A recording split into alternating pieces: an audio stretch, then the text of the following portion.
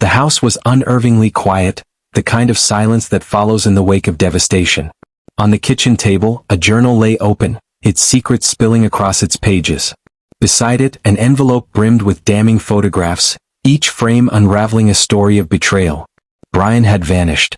Whitney was left to wrestle with her guilt, and Adam's life had ended in unrelenting violence. What began as a reckless affair spiraled into an unstoppable chain of events, each decision fueled by love, vengeance, and despair.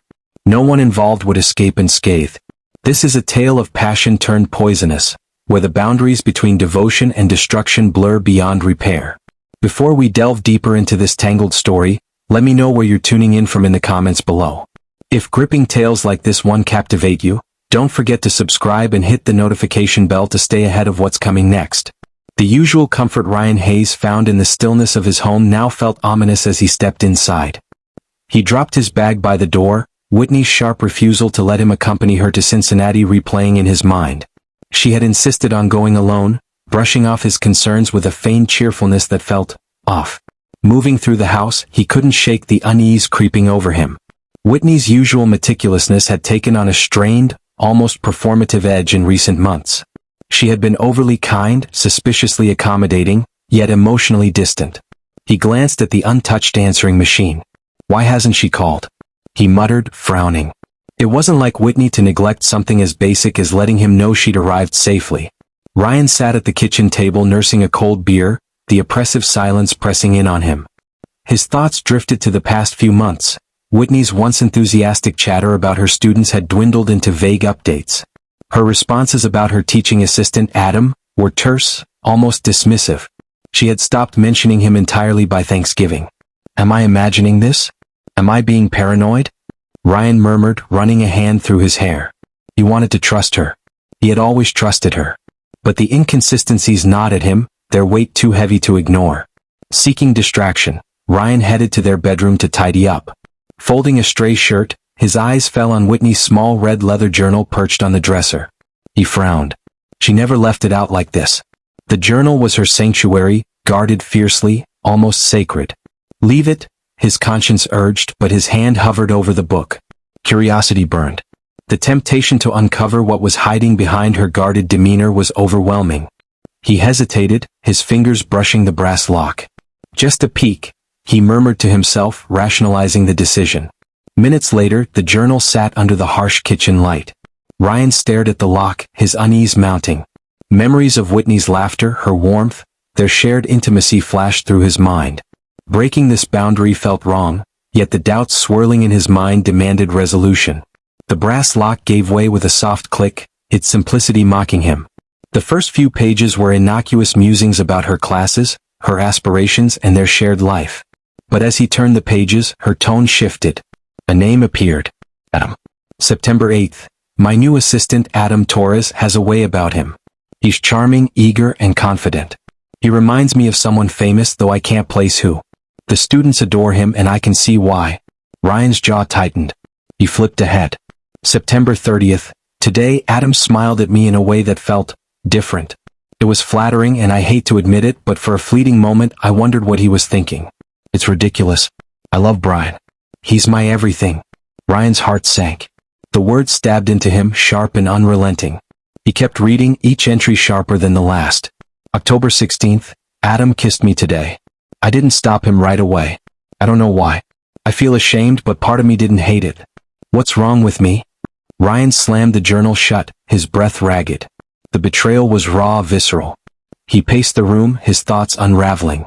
The image of Whitney, his Whitney, collided with this stranger revealed in her words. When he sat back down, his hands trembled as he reopened the journal. He had to know. The entries grew darker, more intimate, and suffused with guilt. October 30th. Adam came into my office today. He locked the door and kissed me again. This time I didn't resist.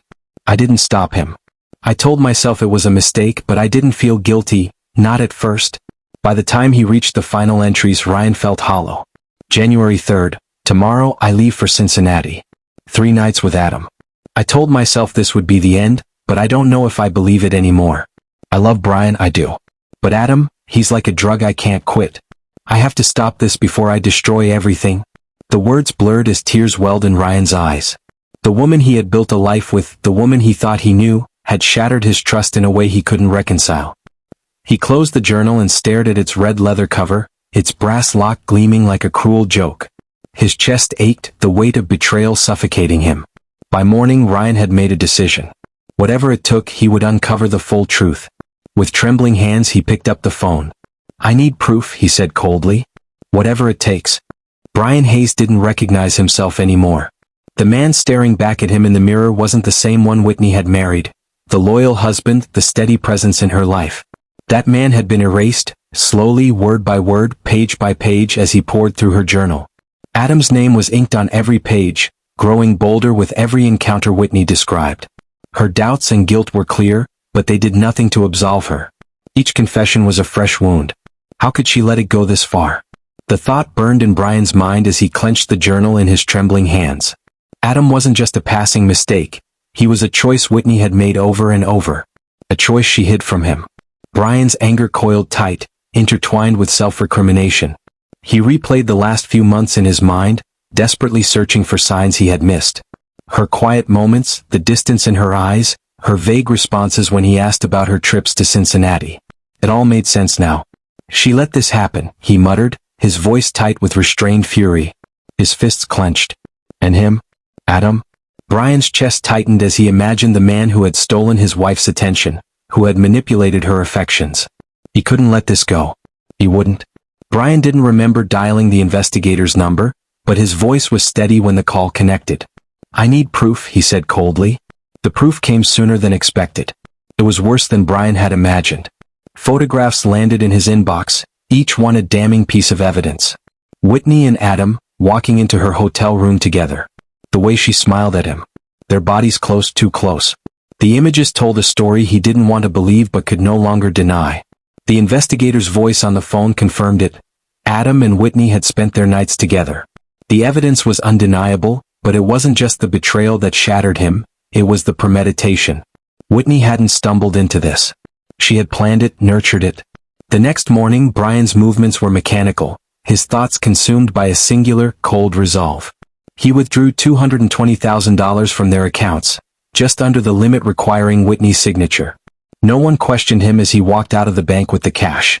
At a hardware store he purchased a small handgun, offering a casual lie about late-night work shifts. The clerk nodded, handing over the weapon without a second thought. Back at home, Brian packed a small duffel bag with essentials, deliberately leaving behind anything that might hint at a permanent departure. He penned a short note and left it on the kitchen table, next to a plain brown envelope filled with the incriminating photographs. Whitney Grant called and needed help at the village center. "I'll be back tomorrow afternoon." The note was vague enough to buy him time. By the time Brian knocked on Adam's door, the night was heavy with silence. Adam answered, his confusion quickly morphing into unease. "Who are you?" Adam asked cautiously. "You know who I am," Brian replied, his voice cold. "We need to talk about Whitney." The confrontation escalated quickly. Adam's attempts to defuse the situation only fueled Brian's anger. The rage that had been simmering for days boiled over. When the gun appeared, Adam's tone turned desperate. "Wait, this isn't what you think," Adam pleaded. Brian's voice was icy. "I think you destroyed my marriage. I think you need to understand what that feels like." The sound of the shot echoed in the small hallway. Adam crumpled to the floor, his protest silenced. Whitney returned home late that night, her emotions a tangle of guilt and relief. The time with Adam had been intoxicating, but it left her feeling hollow. She resolved to focus on Brian, to salvage what remained of their marriage. The house was eerily silent when she stepped inside. Her eyes fell on the note and the envelope on the table. Confused, she opened the envelope and froze. The photographs spilled out, each one a stark reminder of her betrayal. Her heart raced. "He knows." Whitney's breath quickened as she pieced together the details. The note, the missing phone, the photographs. Brian wasn't at work. He was doing something she couldn't predict. Detective Miguel Valdez surveyed the crime scene at Adam's house with a practiced eye. Adam's lifeless body lay crumpled in the hallway, a single gunshot wound to the chest. A small brass key near his hand caught Valdez's attention. "No forced entry," Officer Santos noted. Valdez nodded. "Run the key's serial number. Let's pull phone records for anyone connected to this address." The investigation quickly uncovered a connection to Whitney Hayes. When detectives arrived at her home, they found her pale and visibly shaken. The photographs on the table spoke volumes, but her journals told an even clearer story. As Brian drove across the border into Canada, a strange detachment settled over him. The man he had been, faithful, trusting, loving, was gone. All that remained was the weight of his actions and a grim resolve to keep moving. Back in Springfield, Whitney sat at the kitchen table, staring at her journal. Adam's death, Brian's disappearance, and the devastation of her choices pressed down on her like a suffocating weight. She read and reread her final journal entry, written just days earlier. This will be the end, one way or another. Whitney Hayes sat at the kitchen table, her fingers tracing the edges of the glossy photographs Brian had left behind. Each image, a damning testament to her betrayal, seemed to mock her. Her smile, once carefree and warm, now felt like a cruel reminder of the life she had unraveled. Her chest heaved as fresh tears streamed down her face. The house around her was painfully quiet, the stillness amplifying the weight of everything that had transpired. Adam was dead. Brian was gone. And she was left with nothing but guilt and the wreckage of a life she no longer recognized. Detective Miguel Valdez's voice still echoed in her mind, calm but heavy with implication. Adam Torres was found dead in his home last night, he'd said, the weight of the words punctuating the air. We have evidence connecting your husband, Brian Hayes, to the crime. Whitney had protested, her voice cracking as she tried to defend the man she thought she knew. But the evidence was irrefutable. The journals she'd poured her secrets into, the photographs that painted her infidelity in vivid detail, and the brass key, her brass key, found at the scene. Each piece fit together in a tragic puzzle, one she couldn't deny or escape. After the detectives left, Whitney remained frozen at the table, her mind fractured by disbelief and regret. Her trembling fingers reached for her journal, still open to the entry she'd written before the Cincinnati trip, the one where she'd made promises to herself she now knew she'd never keep. This trip will end it all, and I'll come back to Brian ready to rebuild what we've lost. But there was nothing left to rebuild. She stared at the words, her own handwriting mocking her with its naive certainty. The affair that had once seemed like a fleeting mistake had grown into something monstrous, consuming not only her marriage but also a man's life. Whitney clutched the journal to her chest, as though holding it could somehow contain the chaos it had unleashed. Her sobs came in waves, raw and unrelenting, each one cutting deeper than the last. Somewhere out there Brian was running. Valdez had said as much, speculating that he'd crossed the border into Canada. He doesn't strike me as the kind of man who runs easily, Valdez had told his partner, Officer Santos. But this changes everything. Whitney didn't need the detective's theories to understand. Brian hadn't just been angry, he'd been devastated, broken in ways she couldn't comprehend. His betrayal hadn't been a momentary outburst, it had been calculated, deliberate. She could see it now in the note he'd left, in the photographs that served as a silent accusation, and in the methodical way he'd vanished. In her mind's eye, she replayed their last night together. Brian had lingered in the kitchen longer than usual, his gaze heavy but unreadable. He had touched her cheek briefly, the gesture tender but distant. "Take care," he'd said, his voice low and steady. She hadn't realized then that it was a goodbye. The guilt was suffocating. She thought of the journals Brian had read, the confessions she'd scrawled in moments of weakness and selfishness.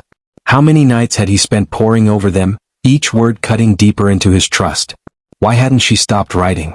Why hadn't she ended things with Adam when she had the chance? The answers were brutally simple: denial and selfishness. Now the consequences were inescapable. Detective Valdez leaned against the hood of his cruiser, his breath visible in the cold night air. Beside him, Santos stared at the quiet suburban street, his arms crossed. "Do you think he'll stay gone?" Santos asked, breaking the silence. Valdez exhaled slowly. "Depends. Brian Hayes doesn't seem like the kind of man who gives up easily. But this changes everything. He crossed a line and he knows it." Santos frowned, his brow furrowed. Why go after Adam? Why not confront her directly? Valdez rubbed his jaw, considering. Think about it. Brian built his whole life around Whitney. He trusted her completely. She shattered that trust, but she's still the woman he loved, or maybe still loves. Confronting her would mean facing that pain head-on. Maybe he couldn't do it. So he turned all that anger, all that hurt onto Adam. Santos nodded slowly. But murder, that's not just anger. That's cold. Calculated. It is, Valdez agreed. But love and betrayal do strange things to people. When you trust someone that deeply, the betrayal feels personal, like a wound that cuts deeper than it should. For Brian, killing Adam might have felt like taking control of something he couldn't stop. Back at the Hayes house, Whitney sat alone, the photographs, journals, and the brass key spread out before her. Her tears had dried, but the weight of her choices bore down on her like a physical force. She whispered into the emptiness, her voice trembling. "I'm sorry, Brian. I'm so sorry." But the words felt hollow, carried away by the silence of the house. In a dimly lit motel room miles away, Brian Hayes sat on the edge of a sagging bed, staring at the ceiling. The television played softly in the background, the news anchor discussing the manhunt for him. His face was expressionless, his thoughts a storm of regret, anger, and numbness. He reached for the envelope on the nightstand, now holding the last of the cash he'd withdrawn. He had no plan, no destination, only the knowledge that he could never go back. Standing by the window, Brian looked out at the dark highway stretching endlessly before him. Somewhere in the night lay freedom, or oblivion. He didn't know which he was chasing, but he knew there was no turning back. And so, the story ended not with resolution but with questions. Brian's fate remained uncertain, his motivations a haunting blend of love, betrayal, and vengeance. Whitney, consumed by guilt, was left with nothing but the echo of her choices.